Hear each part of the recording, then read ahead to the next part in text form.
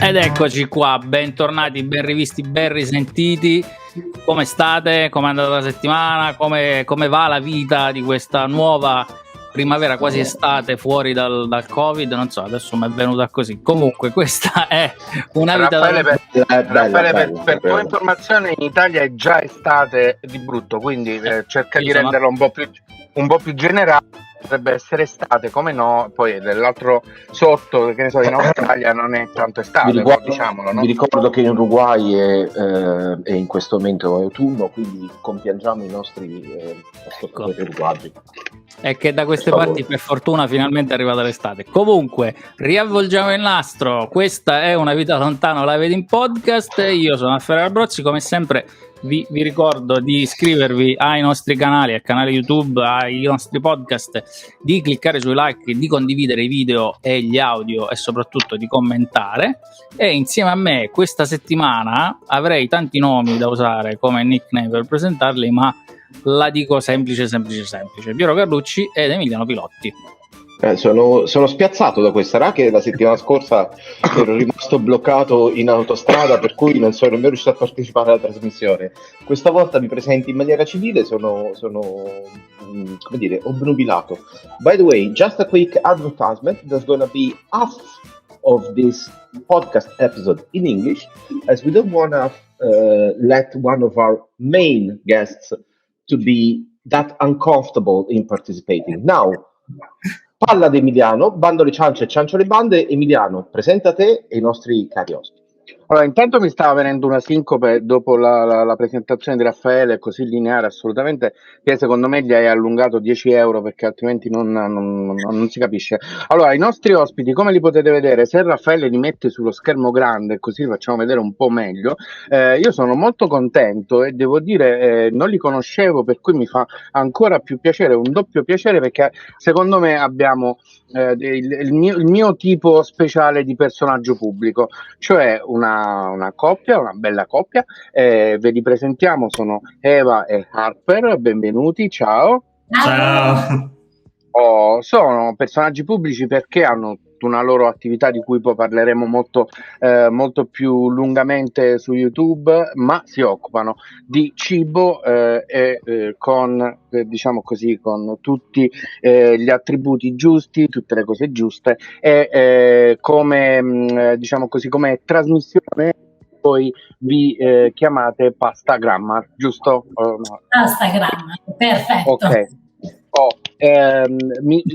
Sono un po' a disagio nel cominciare, diciamo così, questa chiacchierata, questa intervista, perché ho sentito, ho visto il vostro video in cui vi raccontavate la vostra storia in pochissimo tempo, devo dire, veramente, no, in maniera molto sintetica e carina e precisa, per cui non credo di poter fare di meglio, nel senso come intervistatore, però Scusami, aspetta. noi ci proviamo, sì.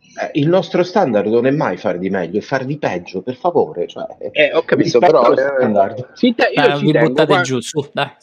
Io ci tengo, quando trovo delle persone che così mi stimolano, ci tengo. Allora, come avete capito da vari indizi, allora abbiamo una coppia mista nel senso ammischiata, italiana-americana.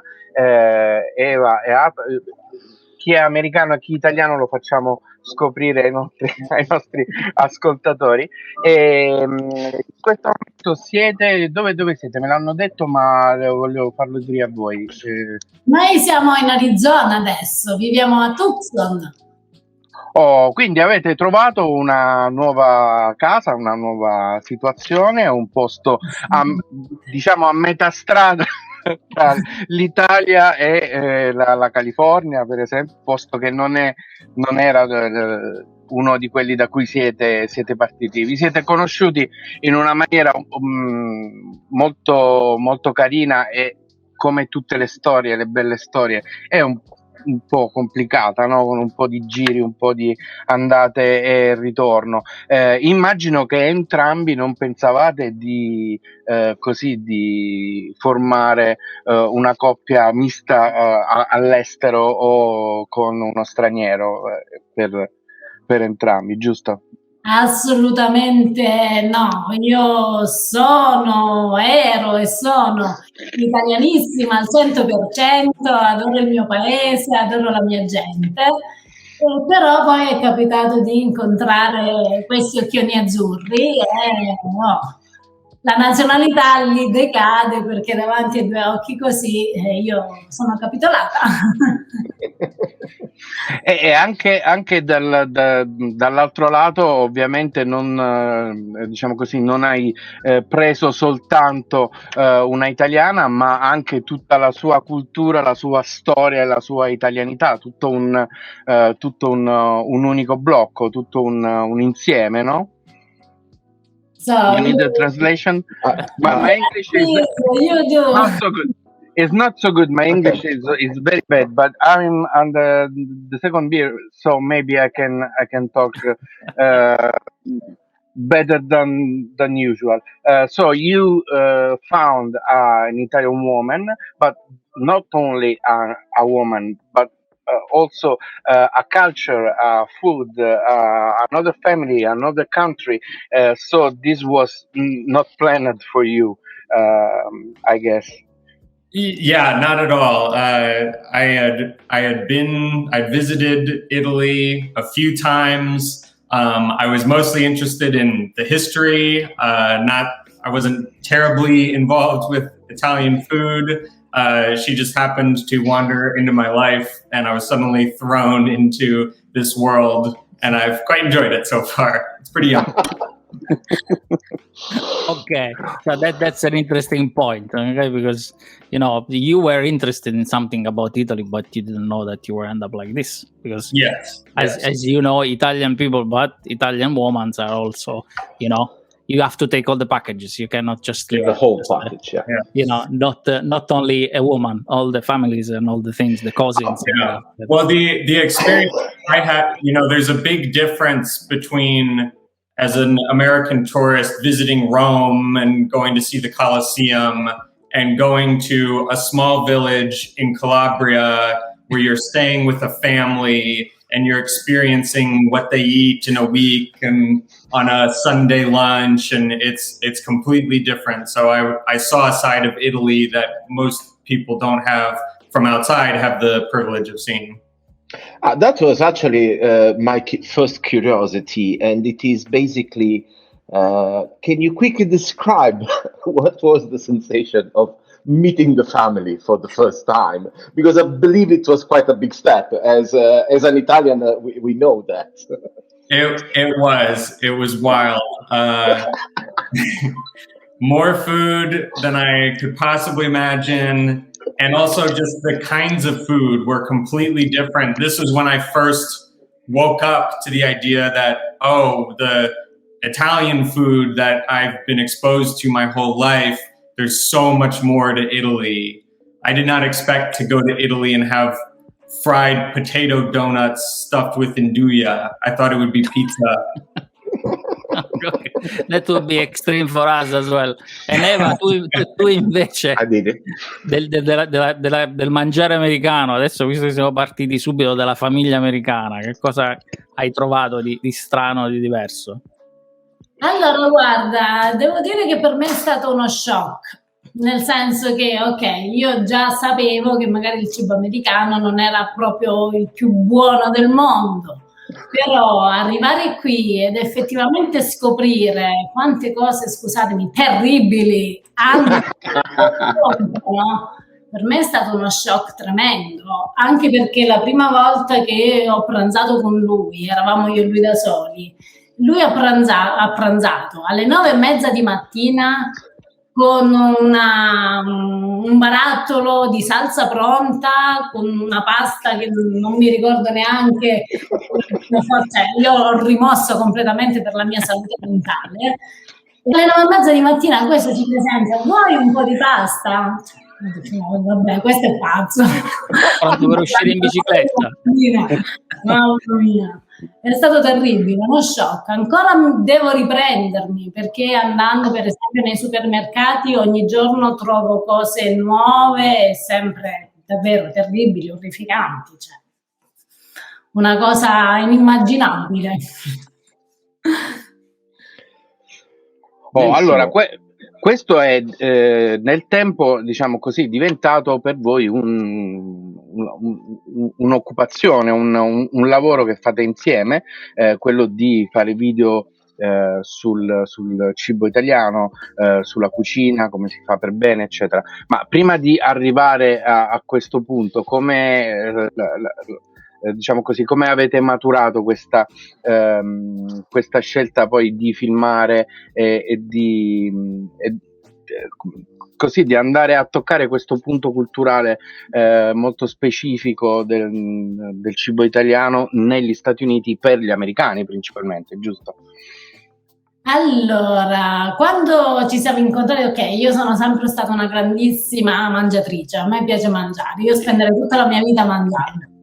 E quindi niente, quando l'ho incontrato lui lavorava come direttore della fotografia a Los Angeles, ad Hollywood, video musicali, tutte queste cose. Io sono un insegnante di italiano a stranieri, però come vi dicevo prima la mia passione è stata sempre la cucina. Quindi ci siamo guardati in faccia, soprattutto durante il periodo della pandemia, eravamo in lockdown in Maine e ci siamo detti ok, o qui volano i coltelli e ci uccidiamo o facciamo qualcosa di creativo, e diciamo che l'idea è stata la sua. Io all'inizio ero un po' esitante, poi però lui aveva ragione e io ho torto, quindi abbiamo continuato, anche perché voglio dire questo paese ha bisogno di un'educazione alimentare, quindi nel nostro piccolo cerchiamo di fare il nostro dovere. Questo è interessante. Allora, Piero, puoi... Sì, I'll switch back to English as I have another curiosity I want to ask to Hop, actually, and that is, do you believe, as the former director of photography, if I'm not wrong, that it is more expressive, are more expressive your eyes full of terror while you place a dish made by yourself in front of Eva's mouth, or it is more scared even Eva's expression when she sees something completely out of her culture? Because watching many videos of yours, I haven't found the answer yet by myself. I want the opinion of our professional. Well, at least when I cook for Ava, yeah, it shows that there's a 50-50 chance that it will be good. Because if I stick to what America, because we have good food, if I stick to what America's good at, I've cooked, for instance, barbecue or burgers for her. Yeah. And she at least knows that if I cook something like that for her, it has a chance of being good. So, you know, at least that's tempered a little bit. If I bring something that's frozen or in a box with a lot of colors on it, that's a little... So spaghetti in a can is not the thing that you can show to Eva. But you know, that's one thing, is that because here in Ireland we have spaghetti in a cans, they have hoops in a cans, and you know, my wife, that she's Irish, she gave it to my daughter a few times, and I was looking like so bad, because I say, come on, after 6 years we were married, and you know the things that you give it to her, but you know, that's the thing. But on the other side, I think that, you know, I never complain about quantity of food the few times I've been in US. So, you know, like you said, burgers and barbecue and lots of fried stuff are extremely nice, no? Absolutely yes. Quello sì, i biscotti. Cioè, io ho scoperto che sono maestri nello zucchero. Cioè, la pasticceria italiana è buonissima, cassate, babà, panettoni, tutto. Però sinceramente come loro usano lo zucchero, alcune volte troppo, però sono dei maestri, hanno dei dolci meravigliosi, belli da vedere, invitanti, grassi, belli, danno soddisfazione quando si mangiano. Invece una cosa mi era venuta in mente, vista la tua origine, esattamente di quale paese sei in Calabria, Eva, scusami? Io sono di un piccolissimo paese che si chiama Dasà, sconosciuto al mondo. Piccolo. No, mi sono sempre domandato come mai ancora non abbiate iniziato la serie della Calabria contro il Messico, visto che tra l'altro ci confinate quasi in questo momento. L'Arizona è uno degli stati che confina a sud, se non ricordo male, e a livello soprattutto di cibo piccante, che insomma, come dire, sarebbe uno step up non da poco. Quando io ho vissuto a Monterrey, per esempio, per 2 anni, loro si vantavano molto delle loro capacità di cucinare con i peperoncini loro. Infatti, ragazzi, sì, ma io sono stato 2 anni con una ragazza calabrese, cioè io vengo qui allenato e ne sono uscito vivo dopo 2 anni, quindi devo dire che l'allenamento fatto in Calabria, in quel caso a Cosenza, mi era andato più che bene. Assolutamente. Guarda, noi abbiamo pensato a questa cosa. La stiamo preparando perché comunque andare a competere con i messicani, voglio dire, è una bella lotta, perché la loro cucina è buona, tradizionale, riconosciuta dall'UNESCO, quindi io devo affilare bene i coltelli. La sfida. Però sì, è una cosa che stiamo pensando di fare, sì, assolutamente.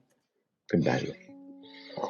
Per tornare più a un discorso, diciamo così, non troppo legato appunto al cibo e a quello che state facendo adesso, mi immagino che buona parte dell'ultimo anno e mezzo, se non ho capito male, l'avete dedicato al processo della Green Card, giusto? Per vari motivi è stata una cosa complessa in cui vi ci siete dovuti dedicare molto. Qual è stato di questo passaggio quello che ci potete dire, che potete dare anche ai nostri ascoltatori per far capire come la Green Card è un processo specifico, ben preciso e molto importante e anche molto serio per gli Stati Uniti, già che ci siete ovviamente passati. Siete ancora in attesa di una risposta oppure avete avuto una risposta ancora?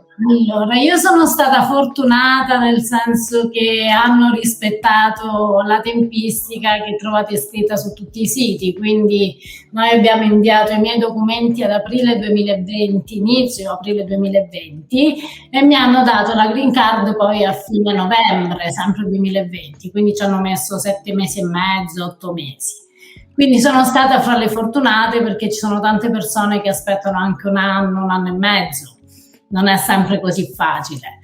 Ed è stato un lavorone, soprattutto per lui, perché noi avevamo l'idea all'inizio, come tanti ci hanno suggerito, di prendere un avvocato, perché effettivamente ci sono tanti documenti, tanti da dover riempire, tanti documenti anche da dover produrre e mandare. Quindi all'inizio l'idea era quella di prendere un avvocato. Poi però lui mi ha detto: senti, sono americano ma non sono stupido. Quindi con tutta la pazienza che lui ha e che io non avrei mai avuto, ha scaricato tutta la documentazione e ogni mattina dedicava per una settimana almeno 1 ora soltanto a riempire tutta la documentazione.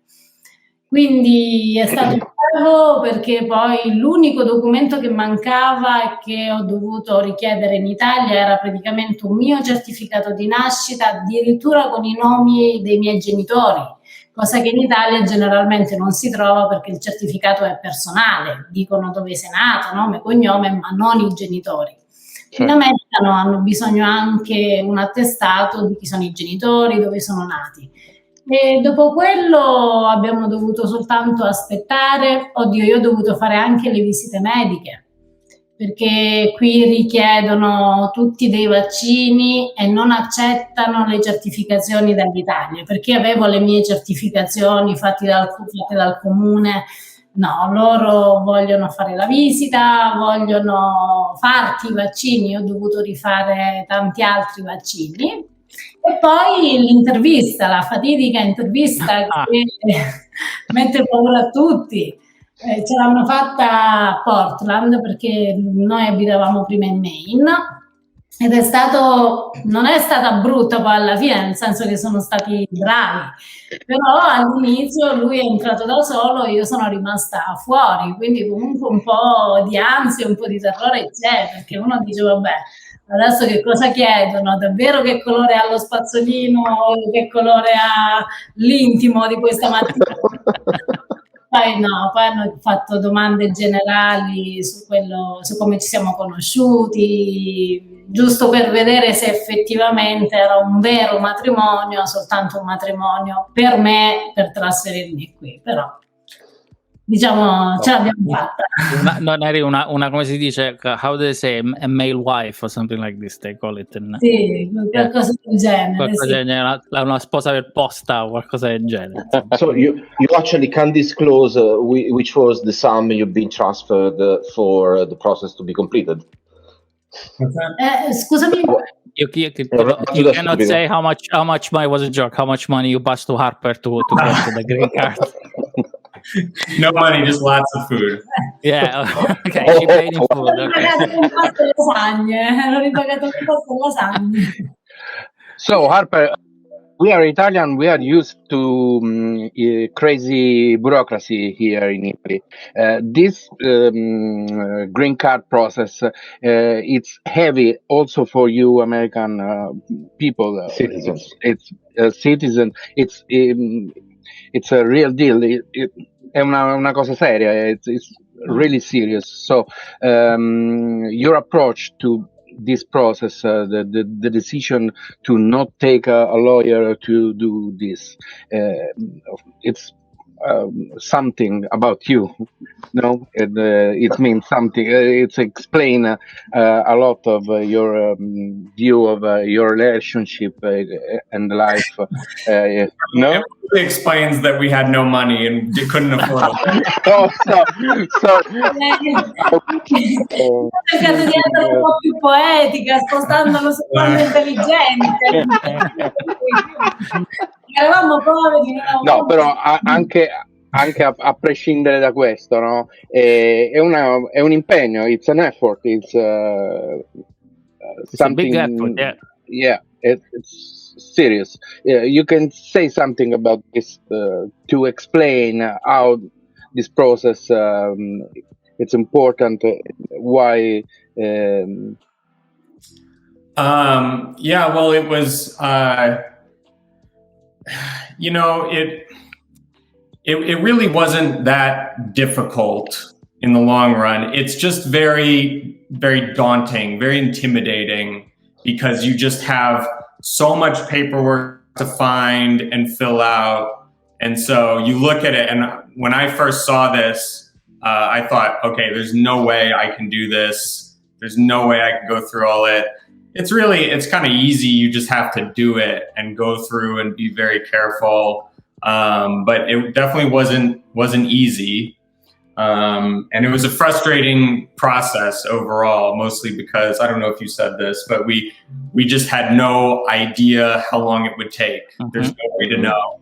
So we were very lucky, as I think Ava said, in that it didn't take very long in our case, but it was still very disheartening going into it, even only a few months in, because in your mind, you just think that this could take 2 years, and she couldn't leave the country until it was done. So visiting Italy, visiting her family was out of the question, and we didn't know for how long.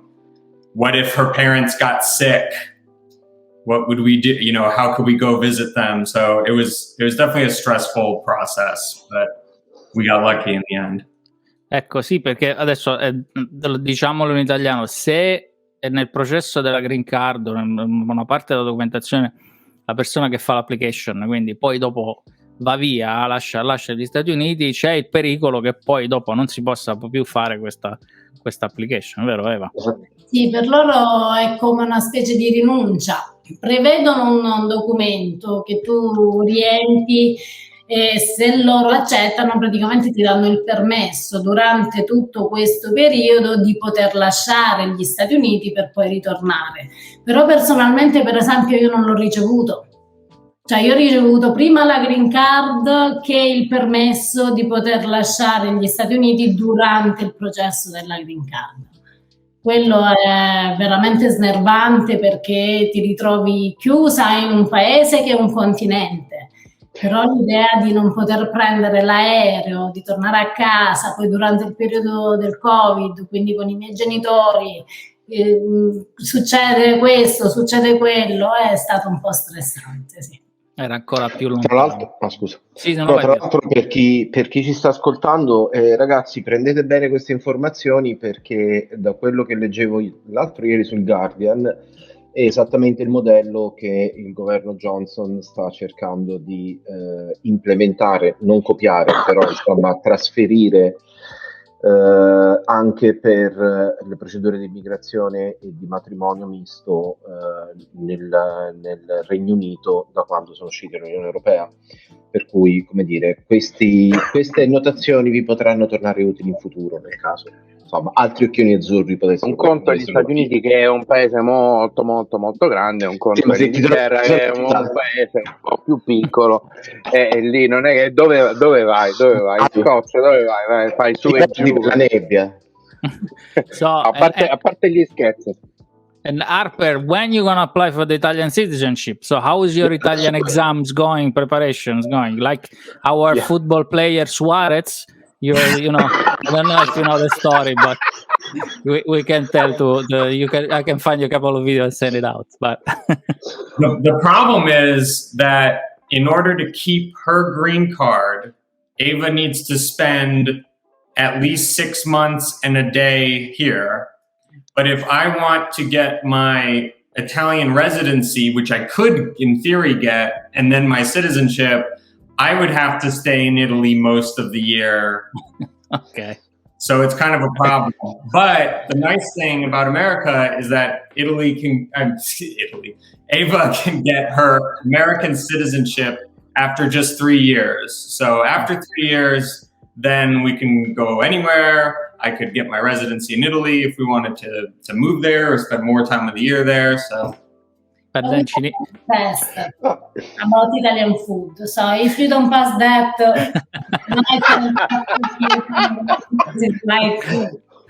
that because as far as I'm aware, for Italian citizenship, you need to be married 5 years. And then you need to pass an Italian exam. That's why, because there was a famous football player that was trying to come to play for our team, me and Piero's team, Juventus, and apparently the exam didn't go exactly as supposed to be, and that's why we're making jokes. But that's the thing. That's why. But Eva, then you need to do an exam and if you apply for a citizenship about American history, right? So devi fare un esame sulla storia americana. It's even more. Fanno tutto un esame per sapere se conosci la Costituzione, la storia americana, tutte queste cose. Devo dire la sincera verità, io ancora non ho iniziato a studiare. Copierò, mi porterò lui dietro lo zainetto, magari. Però sì. Però tra 3 anni vediamo quello che si può fare, anche perché sono sincera, almeno io spero che ottenuta la cittadinanza americana comunque possiamo stare un po' più tempo in Italia e un po' meno la casa macchia. Okay. Did you get what your wife just said, didn't you? Yes. Okay, good. Now, just to be sure. Okay. Era un patto fin dall'inizio, poi magari passiamo 6 mesi e un giorno lì e 5 mesi e 29 giorni qui. Ecco, questa era in effetti una domanda che vi avrei voluto fare, che è stata un po' come poi, una volta che è scoccata la scintilla, avete deciso come fare i passi successivi. Perché, insomma, appunto dai video un po' molto della vostra storia viene fuori, però è carino anche, insomma, ripercorrerla per chi dei nostri ascoltatori sta approcciando appena adesso il vostro canale. Ecco, come una volta incontrati, come avete detto, e adesso come andiamo avanti? Allora, guarda, all'inizio, diciamo così, è stato un pochino, eravamo tutti e due abbastanza dubbiosi, perché lui abitava a Los Angeles, io abitavo in Italia, comunque io avevo la mia scuola di italiano per stranieri in Italia. Lui non voleva giustamente lasciare gli Stati Uniti, quindi all'inizio abbiamo detto ok, questo sarà problematico. Poi però, strada facendo, abbiamo detto ok, noi proviamoci, non si sa mai quello che succede nella vita. Certo non ci aspettavamo il Covid, no, Però niente, siamo andati avanti e poi niente, ci siamo sposati senza sapere quando ci saremmo poi rivisti dopo il matrimonio. E poi niente, era avvenuto il Covid, tutti fermi, tutti bloccati, e quello poi per noi almeno è stata la soluzione, ci ha messo insieme. Molti si sono divisi e a noi il Covid ci ha messo insieme. Quindi... Well, then we can say that your feeling is stronger than a virus, or better, is stronger than a world pandemic. Allora, invece, diciamo così, dal punto di vista proprio del far imparare l'italiano a Harper, your Italian is improving by the time you are learning. You are a slow learner or Sto studiando. bene, perfetto. Piano piano.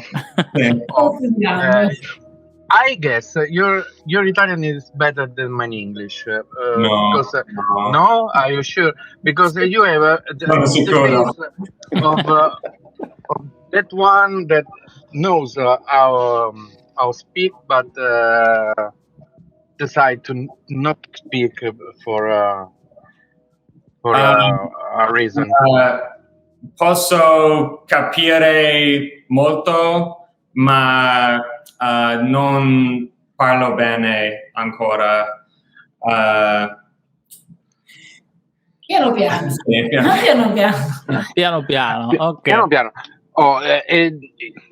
You wasn't studying before Italian. You didn't was into Italy culture before. That was your family into Italian culture. Italy, no? If I understand right the video of your story. Sorry for my English, but this is a real question. It's peculiar. So you find a soulmate of another culture with another language, maybe with very, very few things in common. So this is special. It's not an everyday encounter. So what can you say of your encounter and in its first learning of differences about the cultures of your common life? Well, Ava and I have had conflict about food since the very first day we met. So when Ava and I met, I was very into, well, I still am, but I was very into fitness and nutrition. And I used to be very overweight when I was younger, and I lost a lot of weight. And I had adopted a mentality of being very extreme with food in the opposite way. So I would track every calorie. I wouldn't eat food to enjoy it. I would eat food because it had a certain protein content, or, you know, the first meal we had together, she ate lobster and I drank a protein shake. And so right off the bat, she was not into my approach to food. And similarly, I was not into her approach to food. I did not want to eat pasta or lasagna or anything. Too many carbs. Yeah. For a while, as she said, because I was into like bodybuilding and stuff, and every day actually I would eat pasta every single day, but it was just like I would make a huge batch of it at once and then refrigerate it and eat it over the course of a week. Because all I cared about was just eating a lot of carbs and food and stuff. And Ava kept telling me, you need to try, let me make pasta for you. You'll see it's better. And I kept saying, no, I like it this way. I can make it all at once. And then finally I let her make pasta for me. And that was the moment I was like, there's something to this. So. And you achieved enough skills to make chitarra like a proper Messiah from Teramo, which was impressive, to be honest. I mean... Io sto scoprendo, devo dire la verità, attraverso questo canale sto scoprendo di saper fare cose che non avevo mai fatto in vita mia. Un piccolo spoiler: ieri abbiamo girato il video per la prossima, tra 2 settimane, e per la prima volta nella mia vita mi sono ritrovata a fare i tortellini. Wow. Io ho detto a lui: vabbè, ma scusa, c'è Giovanni Rana al supermercato, compriamo quelli. E lui: no, siamo Pasta Grammar, devi fare i tortellini. E io ho detto: vabbè, facciamo i tortellini, e sono venuti bene, erano belli e buoni. Allora, no, perché dobbiamo dire che noi 3 siamo tutti e 3 di Teramo, e quindi quando abbiamo visto il video della chitarra con le pallottine, so we are all from Teramo, Harper, so me, Emiliano and Piero, so when we saw the chitarra with meatballs, that for us was like, okay, so finally, and and when Heva said, okay, now you do with the special tool, and she came out with the chitarra, I was like, last night I was watching the video, I was like, oh my god, how, because came out from our small city, and I have one down there, but when my wife saw that tool, was like, okay, what is this? So it's like a guitar, and we're very surprised to see that. So that's you both gain a lot of point to us, because like, okay, they are doing something from Teramo. So, and the tortellini, same things. I do every Christmas now in the last 5-6 years with my wife family. Like I do with my mom in Christmas in Italy, we do tortellini just before Christmas. So I export the tradition here. I think it's a good thing to do, to make tortellini all together and make it a family tradition. No? It's very funny. Io ragazzi spero di aver reso giustizia agli spaghetti alla terramana. Sì. Mi è venuta l'acquolina in bocca. Ok, grazie. So next time you've been in Italy, Harper, you should visit Teramo, and if you are all there, we're gonna take you to try some local dishes, because not be only Calabria concentric, can be a bit north, still south, but we have more to offer. 2 arrosticini li mangerei anch'io adesso, subito. Allora, intanto vi ricordo di iscrivervi al nostro canale YouTube e di cercare Una vita da lontano sui vari podcast, e ovviamente nella descrizione, ma anche trovate qui nei sottopancia, poi ci sono tutti i riferimenti a Pasta Grammar, quindi il canale YouTube e il sito web, e ovviamente state vedendo, se state guardando il video, i vari social, quindi Instagram e tutto il resto. Emiliano. Allora, noi per tornare un po' diciamo così, nel nostro leitmotiv tipico di raccontare la storia, voi ce l'avete detta più volte, l'avete raccontata anche sul vostro canale YouTube, quindi come dire, questa cosa può diventare ridondante, però io una curiosità c'ho rispetto al tuo percorso, Eva, di insegnante di italiano per stranieri, rispetto al tuo approccio con le cose, tuo approccio con l'estero, perché adesso sei diventata una espatriata, con il percorso che abbiamo raccontato. Tu ti immaginavi di finire all'estero, di vivere all'estero a un certo punto, o pensavi che il tuo percorso poteva continuare tranquillamente in Italia a insegnare italiano agli stranieri, come insomma ce ne sono varie possibilità di stranieri di vario genere, dagli universitari fino agli immigrati, ci sono veramente 100 sfumature di stranieri a cui insegnare italiano. E poi, come abbiamo imparato a conoscere con Raffaele, ci sono anche ovviamente in tutto il mondo stranieri che vanno a studiare l'italiano per piacere e per curiosità. Quindi da questo punto di vista del tuo lavoro, quello che facevi in Italia, questo tuo trasferimento, questo cambiamento di prospettiva, come ti ha trattato, come lo hai visto? Allora, guarda, io sono sempre stata, diciamo così, un'esterofila, nel senso che a me è sempre piaciuto conoscere culture nuove, gente nuova, quindi l'idea di passare una parte della mia vita all'estero mi ha sempre fatto tantissima gola.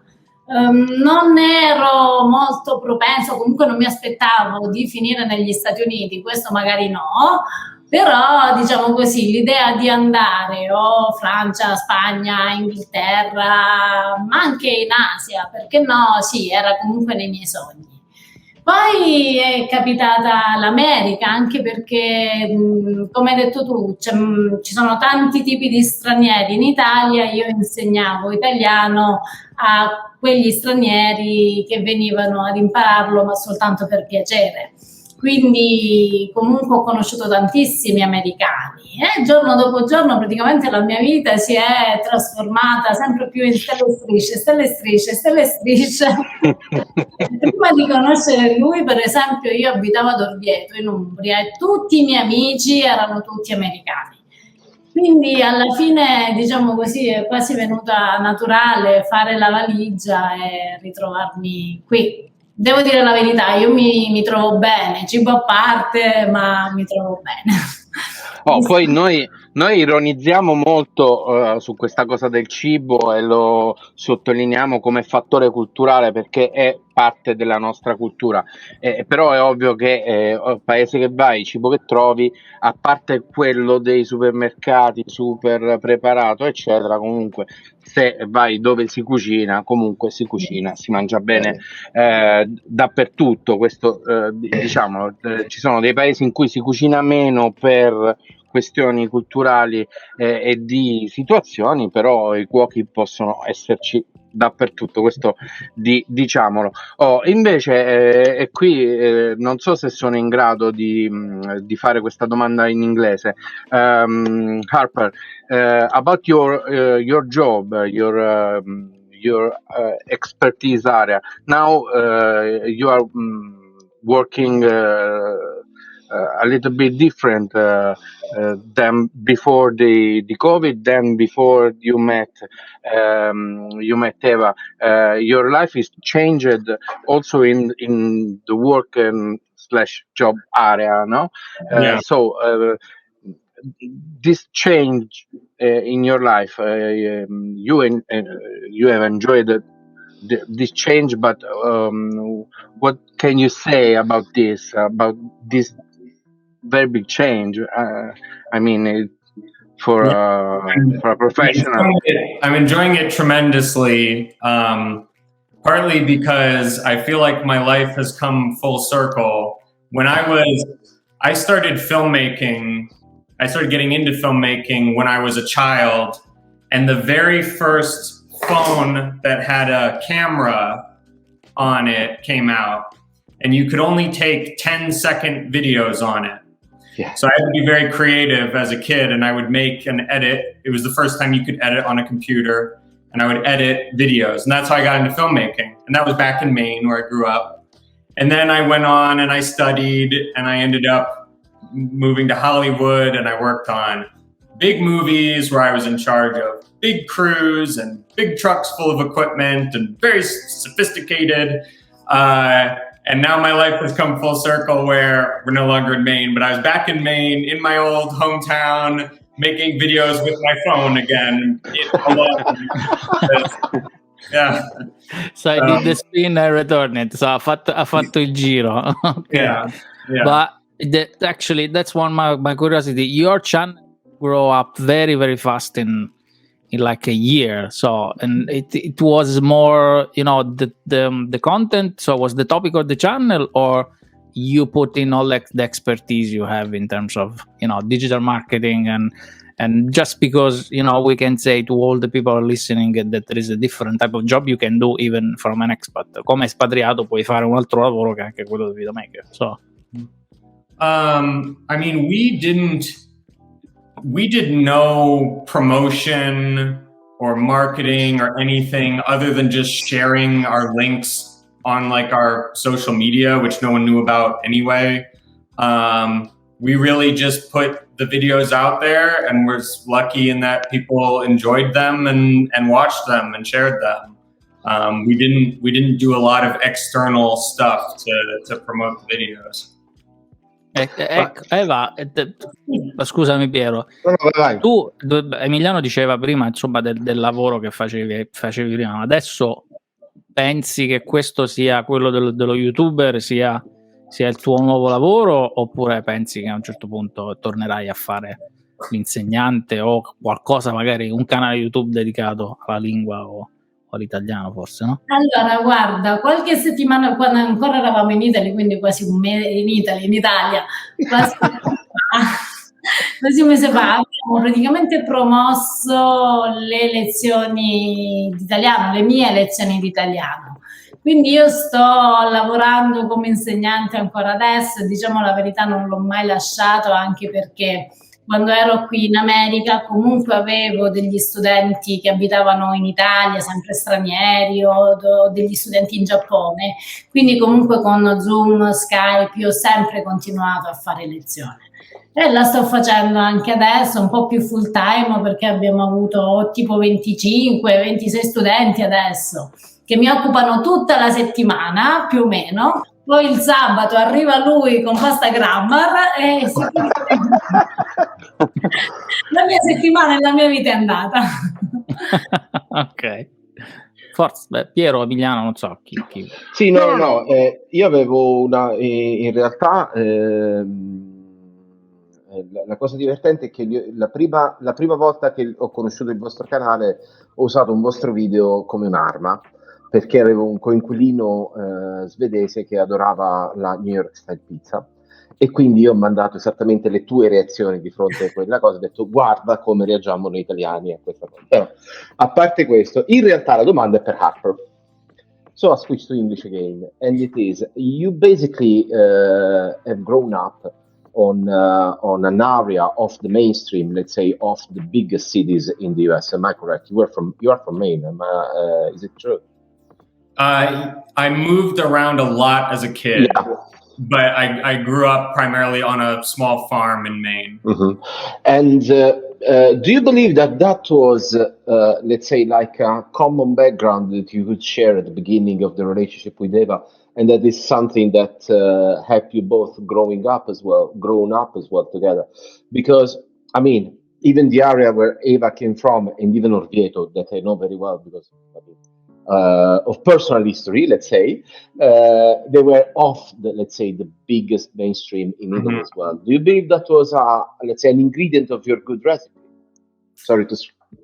Yeah, I think actually, oddly, see, okay, when I first went to Dasa, where Ava's from, I was very struck because on the one hand, it's very rural. It's not in a big city, but these comunes, it's sort of a mini city. Yes, they are. You know, it still feels urban to me. Whereas what the rural environment that I grew up in was like, you're at your house and you can walk 5 miles through the woods. And if you're not eaten by a bear, you might find another human being. So it feels different to me, you know. My rural was like, you are out in the woods, snow. You know more animals than people, so it was a little different. So our sort of ideas of coming from a rural background, yeah. But I do think that it would be different if I had say grown up in Manhattan, you know. At least we come from small towns, and I also I lived for many years in the deep south of the US, where culturally there actually are much more similarities to, say, southern Italy. Big families, a lot of eating. Delicious food, by the way. Much, but you know. So yeah, there definitely are some similarities. Thanks. So more similar than different. You can find more similarities than differences. Allora, noi a un certo punto chiediamo una certa serie di cose. abbiamo le nostre domande tipiche che facciamo a tutti quanti i nostri ospiti, però bene o male voi ci avete già risposto, perché noi chiediamo rispetto a dov'è casa vostra, adesso avete casa vostra. Harper, we have a series of questions for all our guests, but now you have given us already the answer, because one of the question is where is your home, where is your house, and now you have your own because you moved in Tucson, and now you have a proper home. So this is the first. You also say to us that it's not a plan, but maybe can be a plan to stay in Italy 6 months and 6 months in the US. So for the future, we have an answer. And Piero, the other 100 guns question. La coperta di Linus. Ok. Quindi però, allora però è solo per Eva la coperta di Linus. Allora I'll think of a version in English, no worries. Ok, allora dobbiamo fare un recap in italiano. Ho detto questa cosa che facciamo le domande sempre simili per tutti quanti. Una di quelle è quella su dov'è casa tua e che cosa pensi nel futuro di tornare in Italia, di stare lì dove è, eccetera. Abbiamo già fatto questa cosa, quindi domanda della coperta di Linus la fa Piero.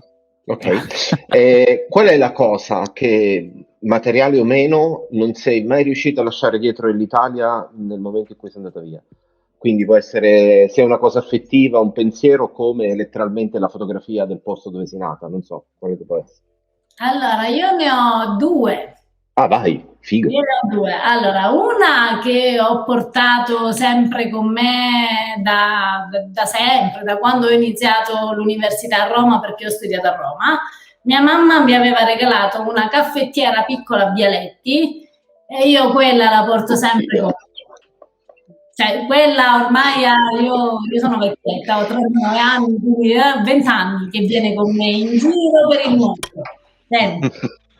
La seconda, ahimè, non l'ho potuta portare, ma vorrei portarla. Ragazzi, scusatemi, è il bidet. Eccola.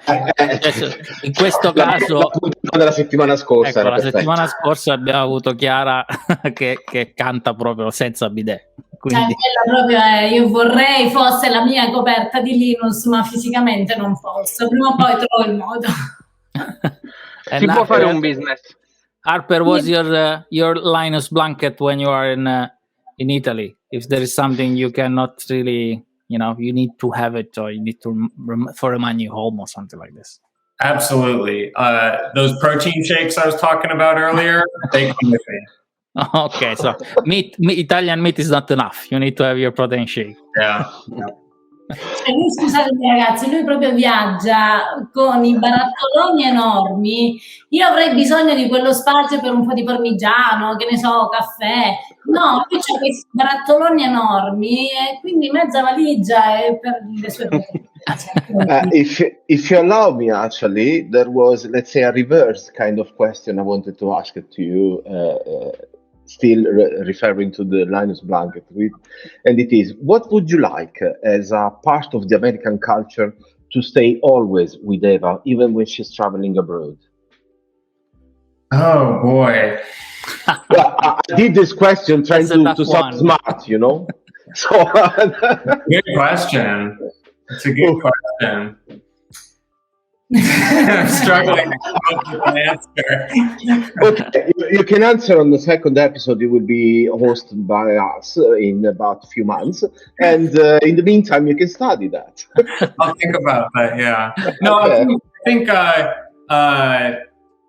I think Eva has definitely become much more adventurous and experimental with food since she's been here.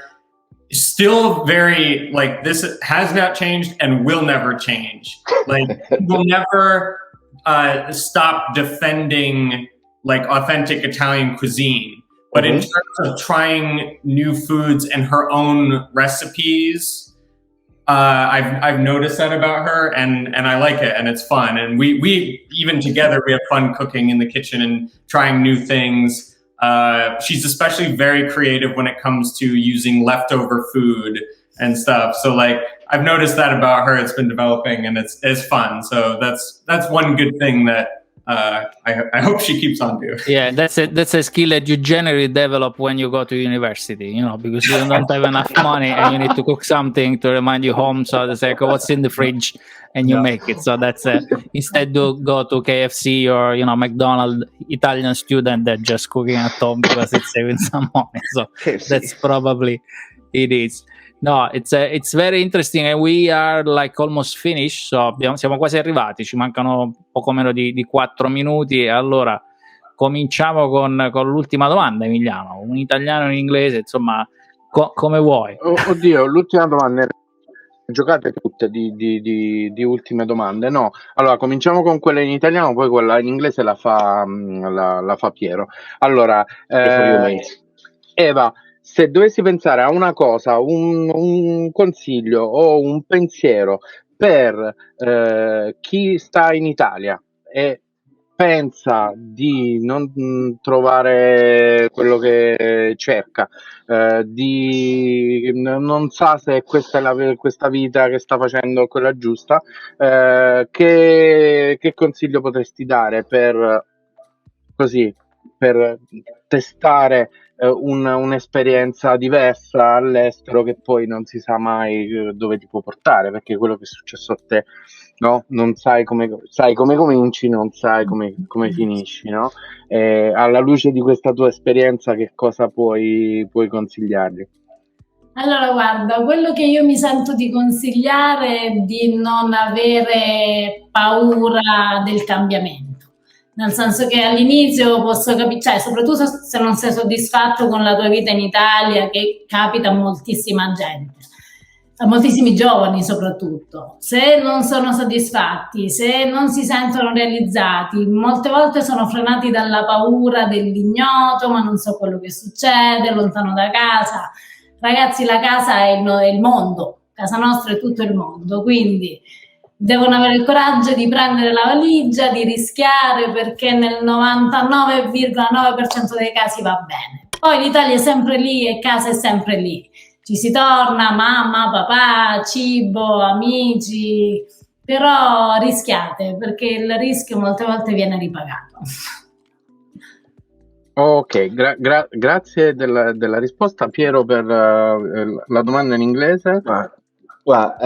That's kind of the same question, but let's say in a slightly different perspective, which means you've been visiting Italy many times right now, and I believe you're one of the frequent travelers that has came to us the most, at least in recent years.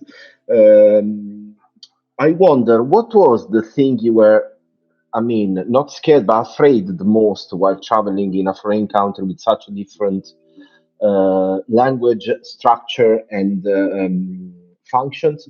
And what would you say to your country, your fellow countrymen? Say, look, you can easily travel to Italy because this is not what you expect. Mm-hmm. Well, there was, having I'm a little bit different than most tourists in that because I'm going with my wife and I'm staying with family, it's like I go for months at a time. The last time I was there for 3 months. And what I've learned, so before we started doing that, when Ava would come to the US, it was hard for me to understand why it was at times difficult for her to adapt. I was always like, there's nothing scary. It's okay. We're not going to bite you, And I understand now, even though there's nothing specific at all that I found that's difficult when you think about it, or really that strange about visiting Italy, but being in a place where just things are a little bit different all the time, it is difficult sometimes to to feel at home or to feel like you're part of the group, part of the culture. So I do understand some of that fear and stuff, but everyone is so welcoming there. That's what I found. I found it's very easy to be a tourist there because people, even in the big cities in Rome, I don't feel like people are very snobby or look down on people who, for instance, can't speak Italian. I've visited countries, I'm not going to say anywhere. You can say it's our channel, so if you want to offend someone, do it here, don't do it in your channel. So we do it all the time, so feel free. Yeah, I've just found everyone there to be so incredibly welcoming. So there's just nothing that was really very difficult. Okay, thanks a lot, Dan. Well, I feel happy to be described something like that, Ok, siamo arrivati alla fine, Emiliano. Quindi siamo arrivati alla fine, quindi cominciamo con i saluti. Ringraziamo Eva e Harper per essere stati con noi, per aver condiviso con noi la loro storia. Mi scuso per il mio inglese. I apologize for my English. I never studied. I studied only 1 month in Limerick University 10 years ago, so this is my natural English. So sorry for this. 1 month, yes. Thank you. Grazie per essere stati con noi. Siete stati i 55-56esimi ospiti della nostra trasmissione. Questa era la nostra 54esima puntata, la 22esima della seconda stagione, per cui grazie mille da parte mia. Se volete fare le vostre chiusure, se no gli lasciamo il microfono per una considerazione finale, un saluto, sì. Quello che è. Avete il microfono a vostra disposizione per una chiusura finale, un saluto, una considerazione. Open mic for you. You start, I start. Non capisco. But you can say whatever you want. Whatever you want. But be polite. So I start. Ok, io volevo ringraziarvi per la vostra ospitalità, siamo stati benissimo. Devo dire che fate un lavoro splendido, ragazzi, perché io ho avuto modo di guardare altre puntate e fate sentire, noi italiani credo che qualcuno di voi stia all'estero, da quello che ho capito, e ci fate sentire tutti parte della stessa famiglia, quindi un grazie da parte mia per il vostro impegno. E a tutti voi, qualsiasi l'ora sia nel mondo, io buon appetito, sempre.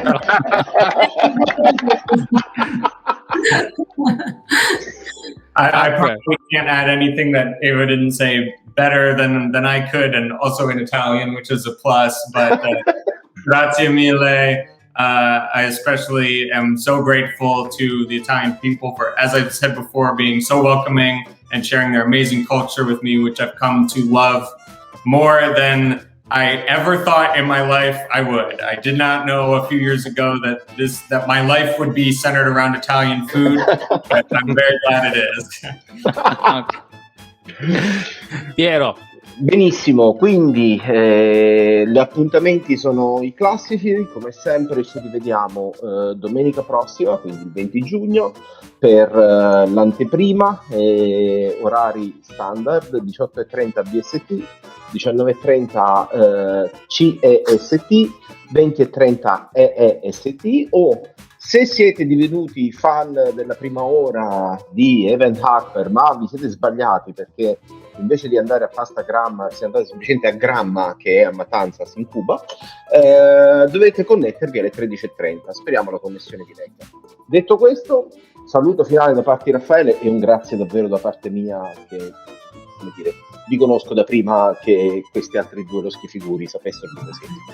Allora, questa è Una vita da lontano live in podcast. Con noi questa settimana Eva e Harper, a.k.a. Pasta Grammar. Noi ci sentiamo come sempre la prossima settimana. È stato un piacere come sempre. Ciao.